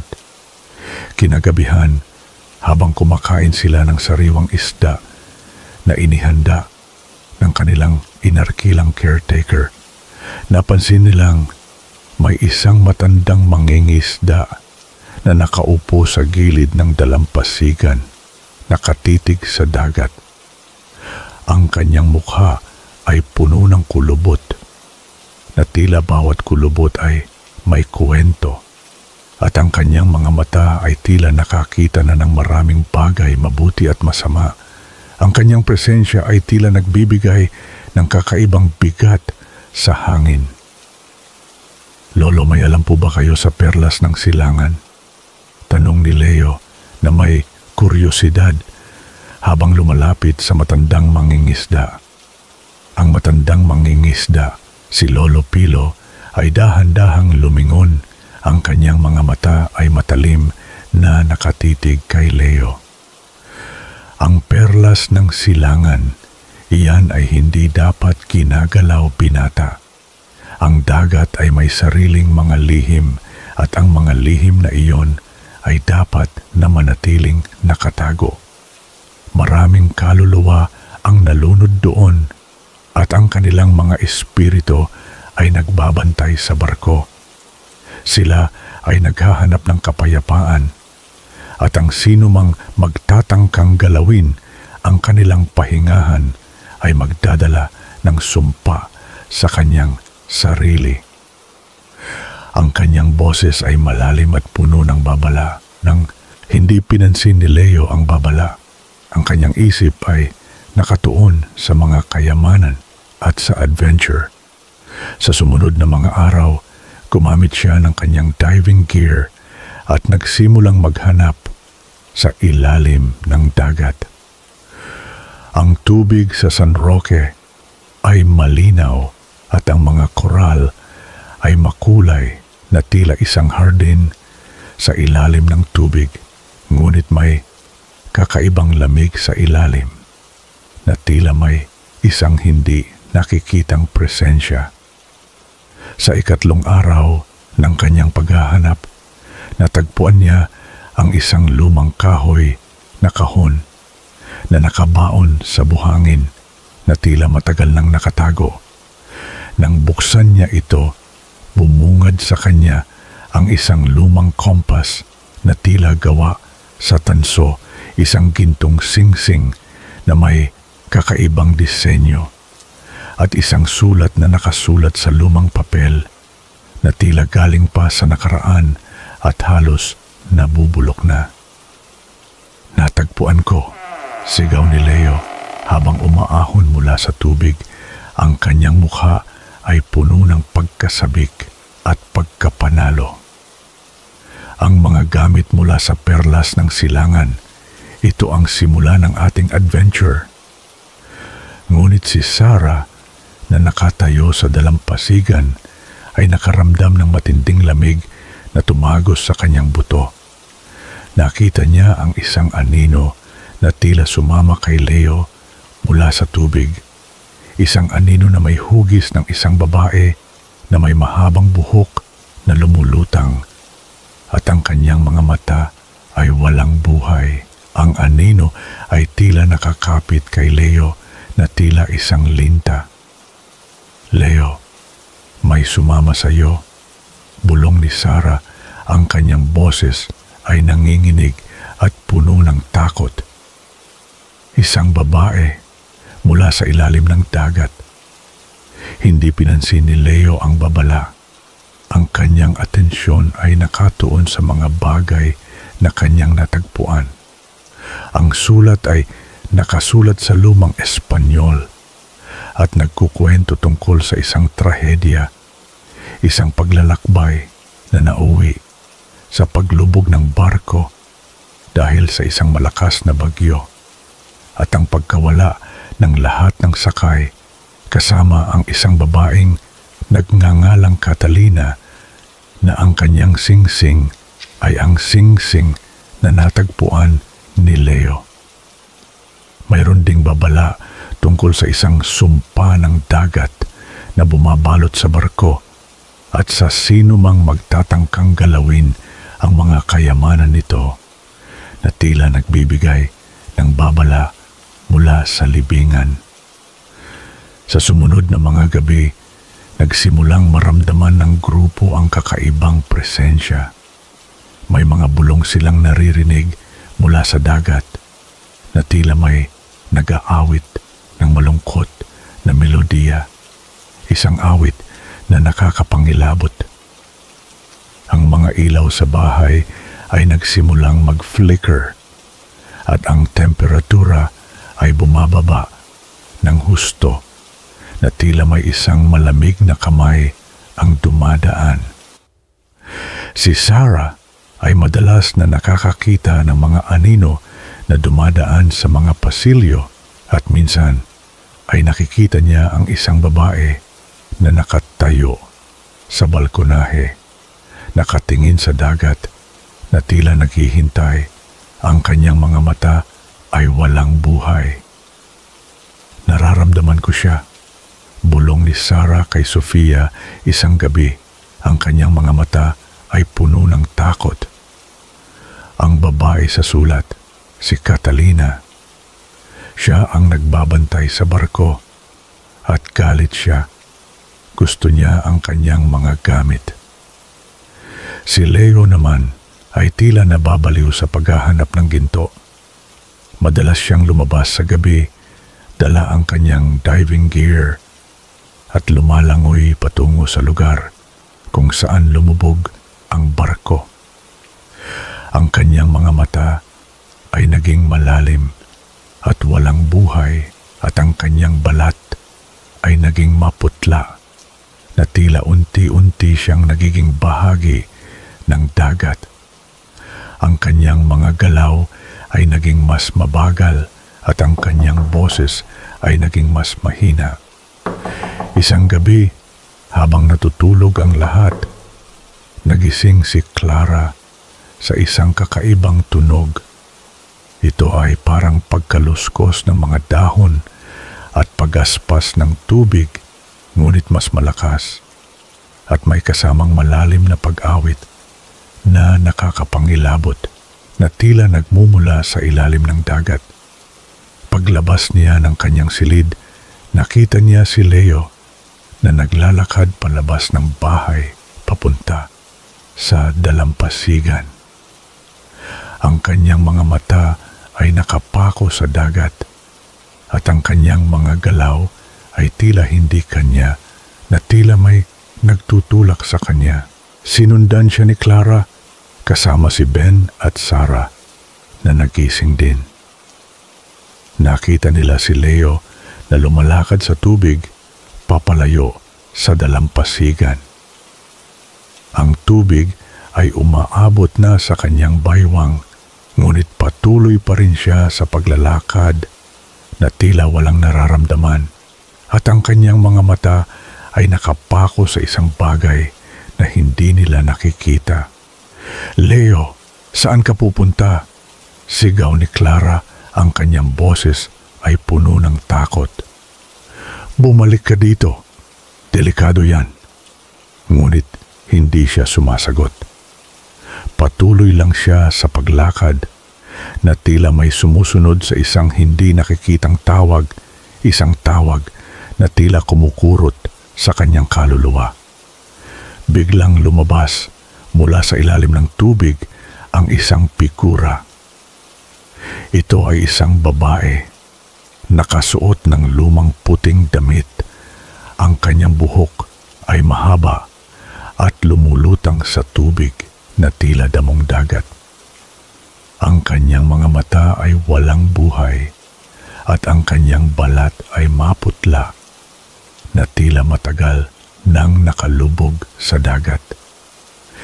Ito ang espiritu ng isang babae na nalunod sa perlas ng silangan, si Catalina, na tila naghahanap ng kasama sa kanyang walang hanggang pag-iisa.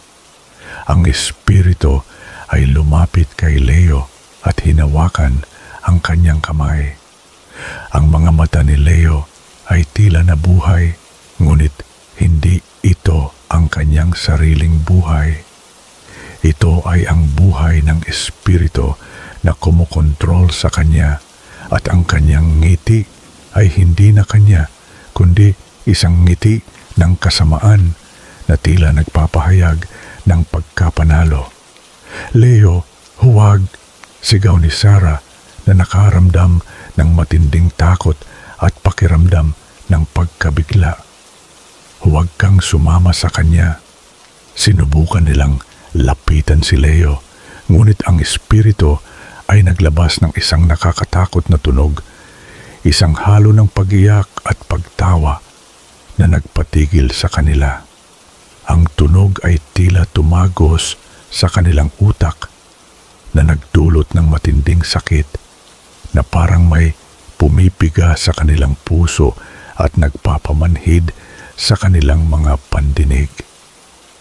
Ang espiritu ay dahan-dahang hinihila si Leo patungo sa ilalim ng dagat, patungo sa lumubog na barko. Ang tubig ay unti-unting lumalamon sa kanila at ang kanilang mga katawan ay unti-unting nawawala sa paningin. "Kailangan nating gawin ang isang bagay," sigaw ni Ben. Ang kanyang mukha ay puno ng desperasyon. "Hindi natin siya pwedeng iwanan." Naalala ni Clara ang sinabi ni Lolo Pilo. Ang dagat ay may sariling mga lihim at ang mga lihim na iyon ay dapat na manatiling nakatago. Ang tanging paraan upang mailigtas si Leo ay ang ibalik ang mga bagay na kanyang kinuha sa barko. Sa desperasyon, kinuha ni Clara ang kahon na natagpuan ni Leo, ang kompas, ang singsing at ang sulat. Sumisid siya sa tubig kasama si Ben na sumunod sa kanya. Dala ang flashlight ng kanyang telepono. Ang tubig ay malamig at madilim at ang presensya ng espiritu ay lalong lumakas. Nakita nila ang lumubog na barko sa ilalim ng dagat na tila isang dambana ng mga nalunod na kaluluwa, at ang mga anino ng mga nalunod na mangingisda ay tila gumagala sa paligid. Nang makalapit sila sa barko, nakita nila si Leo na halos malunod na at ang espiritu ay nakangiti. Ang kanyang mga mata ay puno ng kasamaan. Ibinato ni Clara ang kahon sa barko at agad na bumalik sa ibabaw ng tubig habang hinihila ni Ben si Leo. Nang hawakan ng kahon ng barko, ang espiritu ay napasigaw, isang tunog na nagpatili sa mga paniki at nagpabago sa ihip ng hangin. Ito ay tunog ng matinding sakit at pagkatalo na tila nagmumula sa kailaliman ng dagat. Ang espiritu ay nagsimulang mag-iba ng anyo. Ang kanyang balat ay nagbalat at ang kanyang mahabang buhok ay unti-unting nawala. Ang kanyang anyo ay naging isang anino at unti-unting naglaho sa ilalim ng dagat na tila bumalik sa kanyang pahingahan. Agad nilang hinila si Leo pabalik sa dalampasigan. Siya ay walang malay, ngunit humihinga. Ang kanyang balat ay maputla pa rin, ngunit ang kanyang mga mata ay unti-unting bumalik sa normal.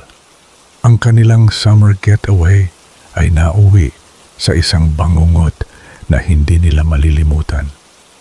Ngunit ang horror ay hindi nagtapos doon. Ang dagat ay may mas malalim pang lihim na naghihintay at ang kanilang paglalakbay ay hindi pa tapos. Pagkatapos ng kanilang nakakapanindig balahibong karanasan sa San Roque, ang grupo ay nagpasya na umuwi.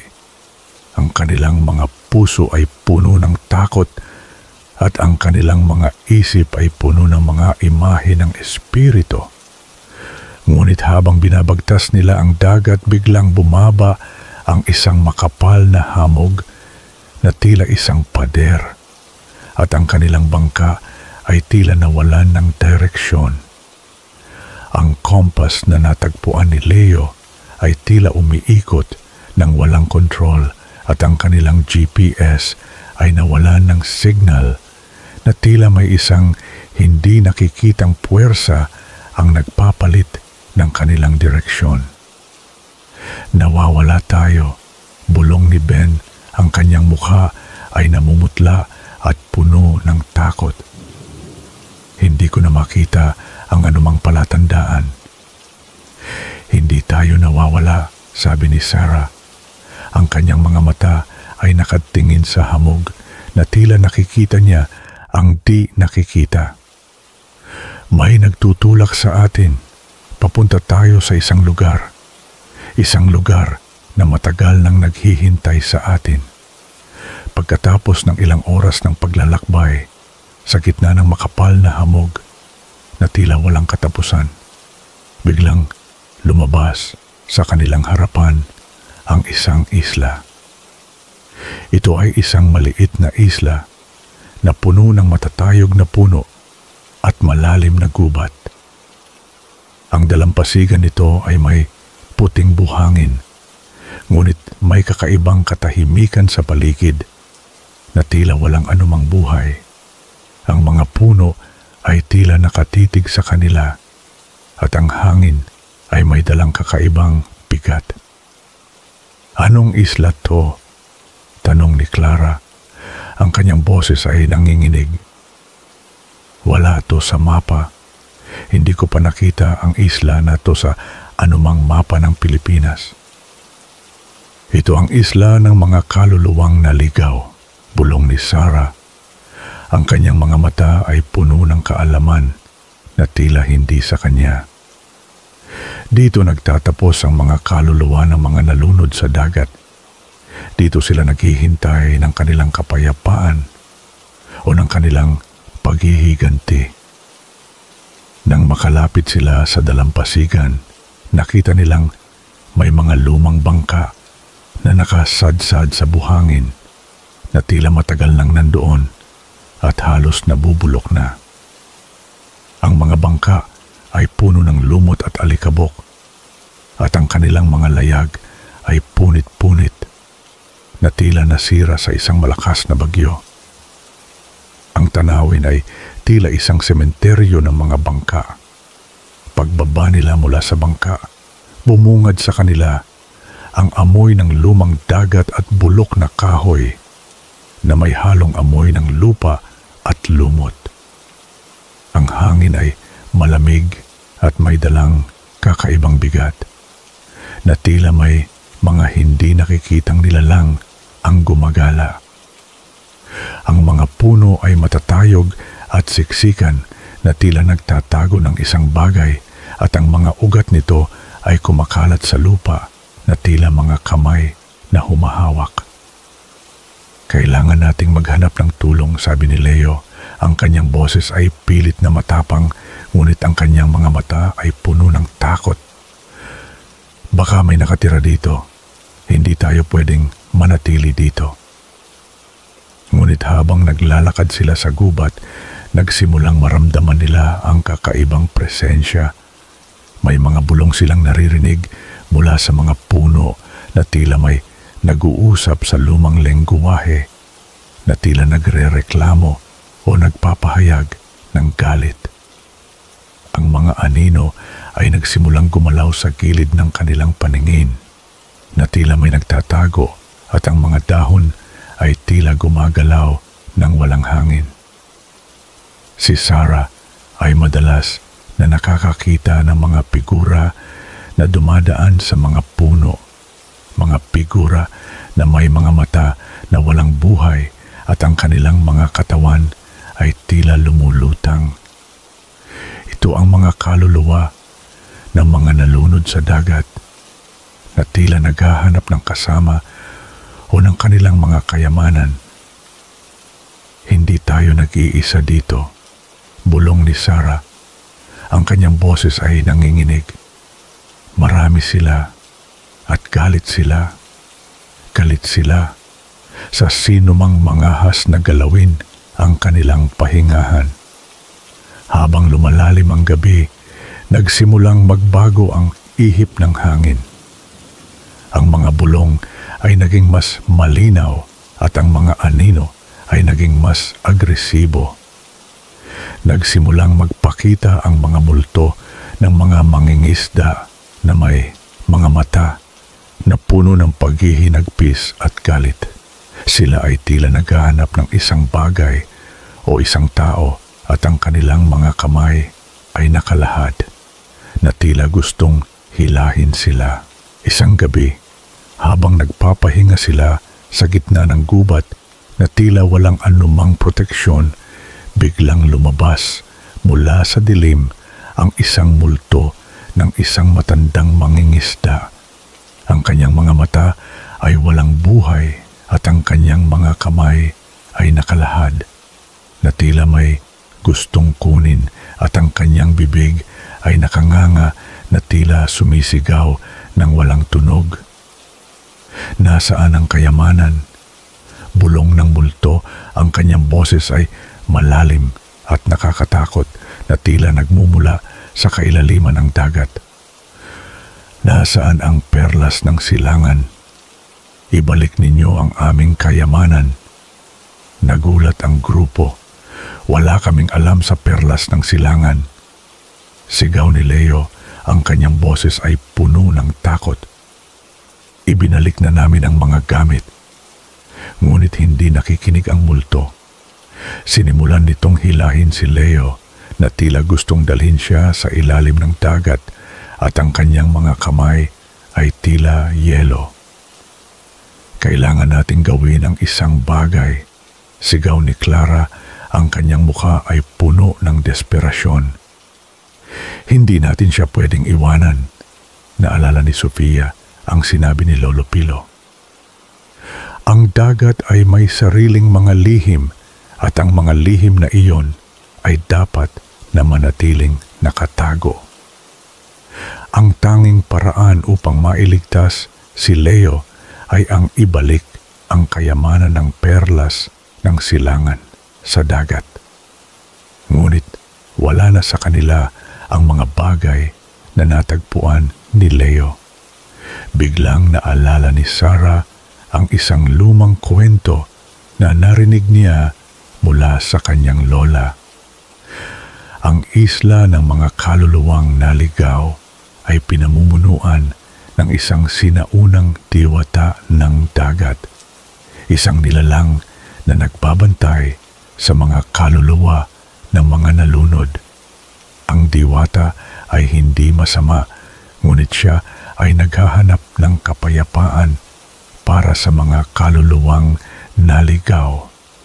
Kailangan nating hanapin ang diwata ng dagat. Sigaw ni Sarah, ang kanyang mga mata ay puno ng pag-asa. Siya lang ang makakatulong sa atin. Siya ang tagapagbantay ng isla. Sa tulong ni Sarah na may likas na koneksyon sa mga di nakikita, naglakad sila patungo sa pinakamataas na bahagi ng isla. Ang daan ay madilim at puno ng mga kakaibang halaman, at ang mga ugat ng puno ay tila mga ahas na humahawak sa kanilang mga paa. Ang mga bulong ng mga multo ay lalong lumakas, at ang mga anino ay lalong naging agresibo na tila sinusubukan silang pigilan. Nang makarating sila sa tuktok ng isla, bumungad sa kanila ang isang lumang dambana na gawa sa mga bato at koral na tila matagal nang nandoon. Sa gitna ng dambana, nakatayo ang isang figura na may mahabang buhok na parang damong dagat, at ang kanyang mga mata ay kumikinang sa dilim na tila mga bituin. Ang kanyang balat ay tila koral at ang kanyang boses ay tila huni ng alon. Ito ang diwata ng dagat.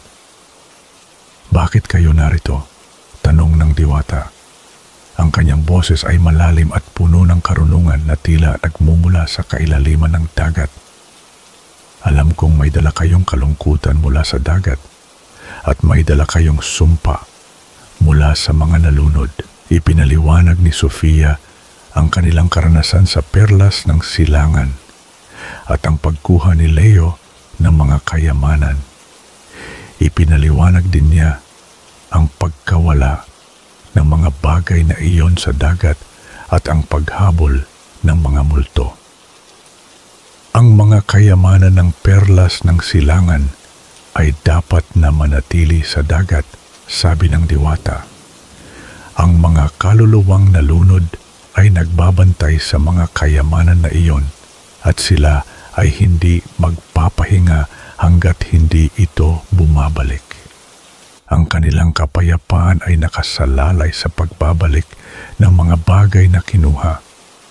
Sinabi ng diwata na ang tanging paraan upang mailigtas si Leo at makatakas sa isla ay ang ibalik ang kayamanan ng perlas ng silangan sa dagat. Ngunit dahil nawawala na ang mga ito, kailangan nilang mag-alay ng isang bagay na kasing halaga ng mga kayamanan. Isang bagay na may halaga sa kanilang mga puso. Ano ang iaalay namin? Tanong ni Leo. Ang kanyang boses ay puno ng pag-asa. Ano mang bagay, basta mailigtas lang kami. Ang isang alaala, sabi ng diwata, ang kanyang mga mata ay nakatitig sa kanila.